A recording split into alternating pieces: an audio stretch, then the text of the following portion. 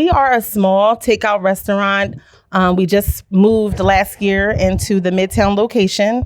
We were previously at Klein Village, and we were like a full service restaurant. We downsized and moved to Midtown, and now we're a small takeout restaurant. We specialize in Southern comfort food dishes, cooked with love. Everything's homemade, and we serve our community. And we also partner with a nonprofit organization called Breadcoin. And Breadcoin is a nonprofit organization who helps people who are food insecure. Addressing the gap in the market, a little bit of why I started Jazzy Good Eats. Initially, when I first moved here, there was no soul food restaurants in Harrisburg. And so I started selling soul food out of my home to my friends, to my neighbors. And it kind of picked up and grew as time went on. And eventually it got too big for me to be, doing it out of my home. So I said to myself, I'm going to get a restaurant. And I just put that out in the air and prayed on it. And it came to life. So I opened up Jazzy Good Eats. I feel like everyone should have access to homemade meals made with love. And that was missing in our area.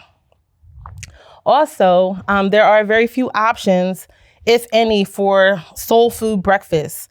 A lot of restaurants here that offer breakfast are doing like a traditional diner style breakfast, whereas we offer like a soul food breakfast like catfish and grits or chicken and waffles, salmon croquettes, something that you usually get on a Sunday morning with your grandmom or your family sitting around the table, just eating together. And that's how I grew up.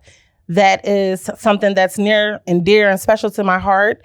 And it just makes me feel good to show people, my culture and what we define as love. All right. So what we offer at Jazzy's, we offer catering for corporate events or a night in with the family. I, also go to homes of my customers and prepare a meal. We also are expanding our hours for our new soul food breakfast menu, which I just told you, about. And also we do vending and pop-up shops.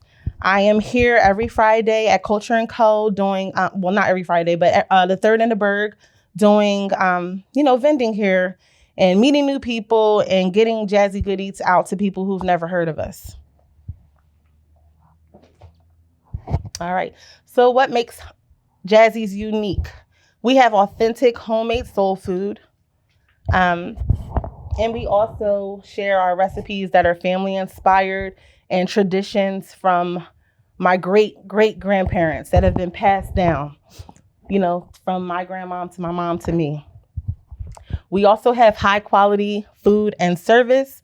Our takeout only approach makes it easy for busy people to grab real Southern food on the go. And this allows to keep costs low while delivering high quality meals. And we're also easy on the wallet. So I said some competitors overcharge for soul food, but Jazzy's balances affordability with generous portions, and customers get home cooked flavor at takeout prices. So here's our big why. And this is the challenges that I am facing as a small business. I wanted to make sure that my menu prices are covering costs and generating solid profits while still being affordable to customers.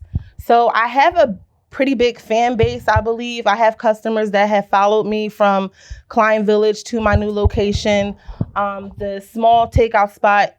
Most of my customers, I know them by name, like they come in a lot, and so I'm wondering, how am I still struggling as a business owner? If people are coming and, people like the food, what am I doing wrong here? Because the profits aren't matching the energy of, the community and the things that I'm bringing.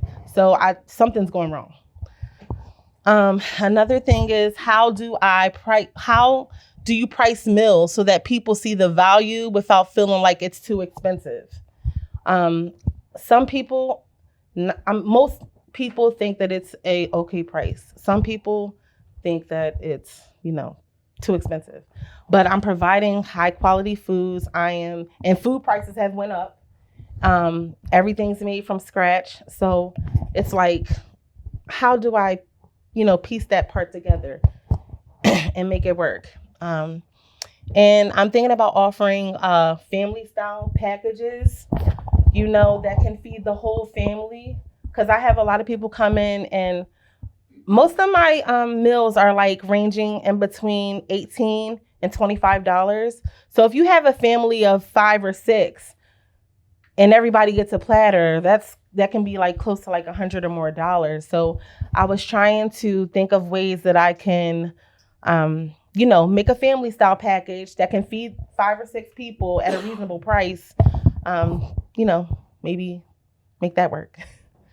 All right. So that's my big why. And thank you for listening to me as I go through my slides. I did want to talk a little bit more about myself and how I ended up, being a business owner in the restaurant world. So growing up, it's always, I guess, been my passion. Food's been my passion. I grew up, like I said, with my grandparents and my mom. We lived together. My mom and my grandma were entrepreneurs in the food business. They had a catering company and they were bakers. I went growing up, like that was the center of our family, being in the kitchen, learning at an early age how to handle food, how to clean it, how to, just do everything. So it's just been my lifelong passion to just carry on this work. Also, a big part of my early childhood was spent at church doing like community service and helping the homeless. In my church, we had a program where the homeless would come in on Sunday. They could get a word and they can get a good meal. And my grandma was hospitality leader, so I was downstairs with her cooking those meals and help serving the people. So that is why I have such a passion for the homeless population and just serving people, period. So, so that's why I, have this passion of just cooking and connecting with people and serving them. Because like I said, serving to me is love. And that's how I show love to my community and friends. All right. This is how you can get in touch with me. I have my email here. If you can't see it, I'm at jazzygoodeats@gmail.com. I'm also on social media, and I'll leave this up to if you want to take my number or any of my information. Got an easy question. I got a hard question. The easy question is you came into Harrisburg. Where'd you come from? I'm from New Jersey. Okay. I wouldn't have thought that for Southern soul food, but that's okay. The next question is, I'm a white guy, and the closest thing I get to soul food, because I'm not searching for it, I'm not exposed to it, would be Cracker Barrel, and that's not soul food. But saying that, how do you get to me? Because this stuff's good. So, but how do you, as a business owner, that's a market that you might possibly be able to get. You got to say, okay, I'm not exposed to soul food. I never have been much. So, here's one thing I did. I went specifically to a Harrisburg high school football game once because I used to go to football games and I'd go to see, because I always like to see, what do they have at the concession stand? Well, Harrisburg, it was rumored that you can get a fried chicken dinner at a Harrisburg High football game. At least you used to. And I'm like, I can't, I'm going. I went to a game specifically to get the fried chicken dinner. So that's my question for you. Okay, how am I marketing to other cultures? Okay. Why not? Well, you know what? Honestly, I've been doing not so much of a good job at marketing. Like I've been using like my social media platforms and just like word of mouth, I guess. I haven't really like dived into the marketing aspect. I did have a meeting with a potential person I'm going to hire to do like content creation and social media marketing and different things like that. And that's still in the works. But one thing I was thinking I could do, because a lot of white folk walk past my establishment, and I notice a lot of them look, but they keep walking like they're, like, I don't know if I should go in there. So what I was thinking of doing is creating like a summer series, where I would have like, on the side of my restaurant, there's like an open space. I would have some tents out there, some picnic tables, a grill, and just as people walk by, offer samples, meet the people, you know what I mean? Just talk to them about, what I offer, and maybe engage that way. I was thinking of doing that this summer.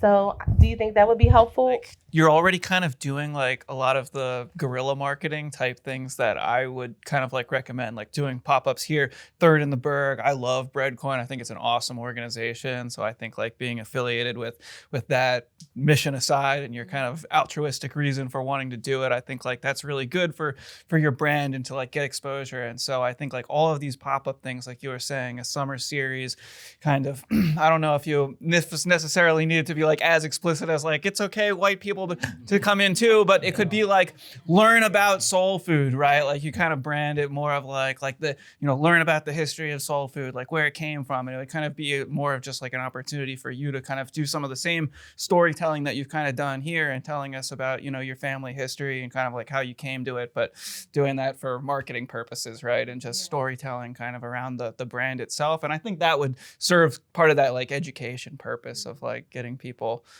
who haven't come in before and walked by to kind of stop by and learn. If it's especially what you were saying, like kind of outside, like it's a little more approachable. They don't actually have to even open the door and kind of go in. So I think like educational content is a lot of marketing. I love like just how approachable and like friendly you are about it too. Of like, I'm doing this because I love it. Like I'm doing this because it's how I love people. And even the marketing being around like soul food is for all souls, or something like that, where it's like, it's for everybody. And that really does mean everybody. And you, I feel like, have the persona that it takes to really back that up, because at least in my experience, I feel like from what I've heard, it probably is that people who are white are a little intimidated. Like, am I allowed to do this? Am I like taking away from someone's culture if I participate in it, and like if your messaging is like, I'm just here to love people, that is like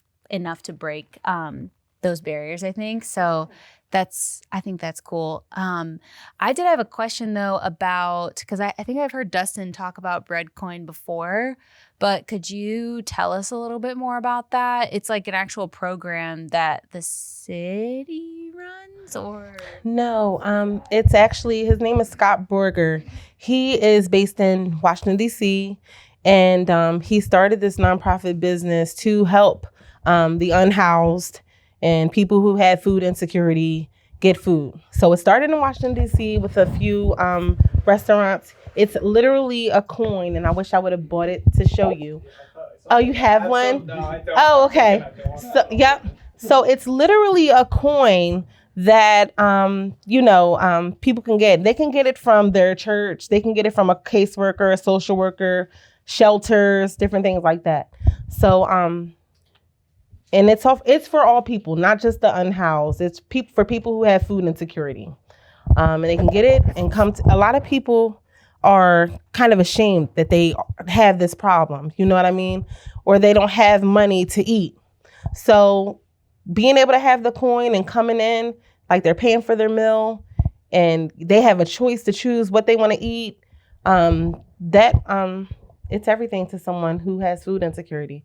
So that's basically what it is. They come in, get the meal, and pay with their coin. And so then, like, the businesses who accept the coins, like, are you just paying for it, or did somebody else already pay for the coins and then it's donations? Like, a lot of the money comes from donations or different companies buying it. But how I am reimbursed is at the end of the month, a representative from Breadcoin will come, count the coins that I have, and then I'll be reimbursed like in my bank account with however much. Each coin is $2.50. So to make more things affordable for people with Breadcoin, I have a Breadcoin menu that's kind of like half the price of my food. Like, for instance, I'll do like So if I have like a chicken wing dinner with 2 sides, 5 wings with 2 sides, that's $20. I will maybe give 3 wings and 1 side for $10 for someone who has bread coin, or a fish sandwich and a side for $5, 2 coins. You know, I make a specific menu so that they can afford, you know, because I believe most people only get 4 coins, so that would be like 2 meals, you know, there. From a marketing perspective, I'm mostly sales and marketing. Okay. But my first question would be, have you sat down before you even think about marketing, sat down with somebody who can give you some assistance in understanding your cash flow so you know where the money's going and you know how much money you need to be bringing in and you can set your prices? No, I haven't. So maybe And that I is think in this definitely- community, we probably could find you some help. Yeah, okay. Awesome. That is definitely what I need. That's something that I spoke with Elise about. And it's something that I struggle with. And I just feel like I'm always like behind. You know what I mean? Like I'm never ahead of the game. And I want to be ahead of the game. Yeah, I'm Charles Nordine. One question I have, social media, I feel is so oversaturated right now. Given what you're really selling, you know, it's the taste, it's the smell, it's the story. I think the story would work on social media, but you know, I'm wondering, you know, can you do more catering perhaps, or more events? I would think would be your best marketing. You know, and speaking for my own business, I have a B2B consulting firm. I tried to do a little bit of marketing at the beginning, even when like TikTok was taking off. But over the past 2 to 3 years, I've really tried the direct sales, go direct to people. And I've had tons more success with that. So I feel like being out and about is perhaps better. I was thinking about like high school football games, basketball games, you know, things where you get a mix of people and can give, you know, there's a variety of things to choose from, and that would expand. You know, it's like, oh, you know, I'm gonna have the Mexican, I'm gonna have the soul food, I'm gonna have, you know, the brisket, whatever. So, you know, it allows people to try, you know, regardless of what race or color or whatever they are. That would expand perhaps your market more, in my opinion. I would put my dollars towards that before I agree with that. try and, you know, I eat visually, but not that much. Like it would be, I think you do better direct to people. Can I just add to that? Please. A lot of small businesses really get excited about social media because they feel like they're marketing, they feel like they're doing the right thing, but likes don't put dollars in your pocket, right? So you may get a lot of likes from people who live in Pittsburgh or Allentown or DC and are never going to come to Midtown. So be careful that you're targeting your potential audience. So after you figure out your finances, the next thing I'd say is to understand your ideal customer. That's a persona that you'll create. Who's your ideal customer? And I'd be happy to help walk you through that. Affordability is kind of core to being able to like serve, especially those recurring customers who you've known for like a long time. But given the fact that food prices are just going up, your costs are going up, like you have to be able to pass that on somehow. So I would say like, yeah, even though it's like uncomfortable, like definitely do seriously consider, you know, that the option to increase prices or other ways, right? Maybe you can decrease some of your own costs in some way for the actual cost of the goods itself, like your food, or maybe there are some portion sizes that you could apply the shrinkflation kind of thing, right? And instead keep the cost more steady, but it decrease the portion size a little bit for some of that. So like these are all gut wrenching, like it's trade-offs basically, because given that affordability is core to kind of your value proposition or like what you want to deliver to people. But I would say definitely consider it. The other question I was going to ask you about is when you do the pop-up events specifically, do you have any physical like paper collateral, whether it's like business cards with a QR code on it or paper menus? Like I feel like one way that you really want to capture all those people who are coming across you at Third in the Berg or a pop-up event, like they were saying, the one by the river, is to like in addition to the takeaway box that they kind of go with, like maybe it's literally like a business card with your like kind of your name and a QR code that goes to a digital menu or something. Like I keep menus in my kitchen of places that I order takeout from frequently.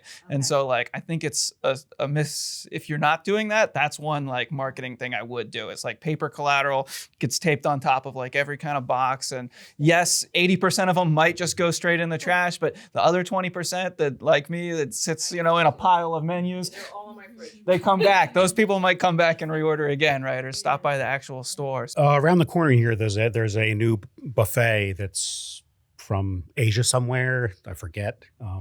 Does anyone know? It was like from Bhutan or somewhere. And I walked by there, and there was like the bottom 4 feet of the window were pictures of food with the names and the prices. And I'm thinking of like when I go to the Broad Street Market, lots of the places have visual pictures and stuff. And a lot of the places have foods that I'm not familiar with. And I'm able to look at the picture and be like, oh, that's something that I could eat. That's rice and chicken. And it's if I'm at the African place that I go to regularly, it's jollof chicken with rice or whatever, or chicken with jollof. And like, I don't know what any of that means, but I look at it and I'm like, well, that's chicken and that's rice and it's kind of orange looking. And I ask them if it's hot, and then there I go. And then I just keep on buying it. But I guess with the whole coming soonish thing, I think like, make sure you've got like a light up open sign and like your lights on and it looking like bright and like visible so people know you're open big time. Like, because I'm not sure what time you open, right? Like, are you open for lunch or not? Because a lot of places aren't. There's a lot of half open things in Midtown sometimes, or restaurants that get their windows painted and then never open. There was a sushi place that never opened. They built it all out, right? On 3rd Street. Yeah. And it's like, it's just crazy. So it's like, well, Pizzeria that only opens on Thursdays. Yeah. They serve whole pies. Right. Yeah. Yep.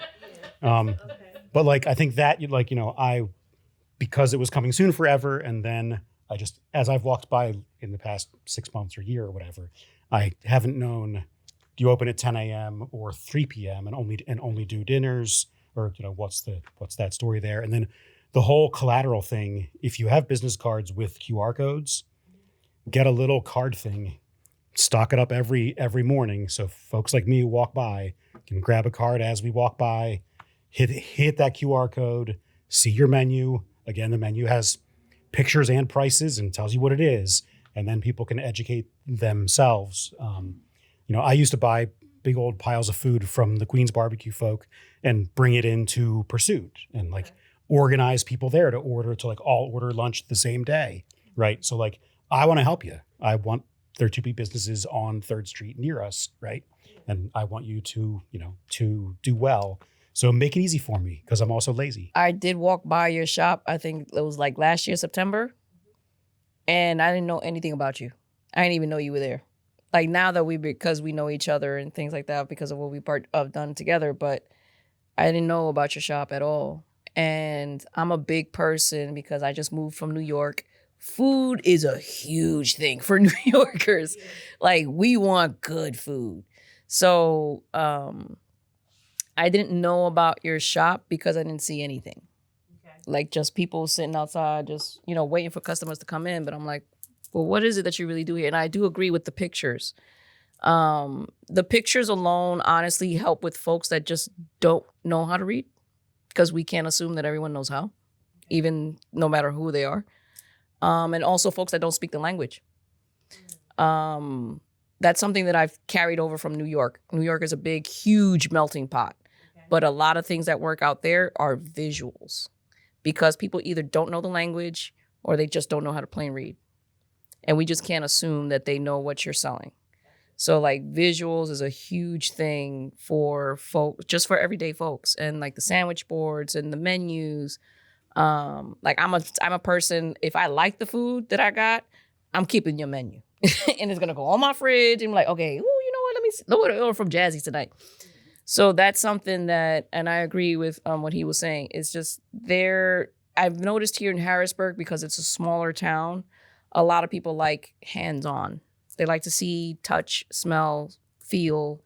They like to know what's tangible. They like to see what's happening, and they want to know what they're buying. I think honestly that would work well with you also. It's like, you know, the marketing, expanding in the marketing, just getting your name out there. You are very personable. And had I known it was you, that was your shop, I probably would have frequented it more often. Okay. Just because it's you and your personality and your hominess that you're trying to bring, like that sense of home and community, that's missing a lot. And a lot of establishments in downtown Harrisburg have been closing down because, one, there's lack of customers and because of the whole pandemic issue, but also there's a lack of personable feel to it. Like, I don't know the owners of half of the businesses that are out here. And they promote the family feel and they promote, you know, wanting to be, you know, a community and this and the other, but I don't even know who they are. I know they're workers, but I don't know who the owners are. Yeah, I think that is kind of what sets me apart. A lot of my customers have my number. A lot of my customers come in and ask for things that aren't on the menu because they know I'm going to make it for them. Like, you know, like they feel like this is home. So, yeah, I like to, well, I don't like to say it, but I'm like, I spoil my customers and they know it. Like, there's nowhere else they can probably go and, you know, do what they do at Jazzy's.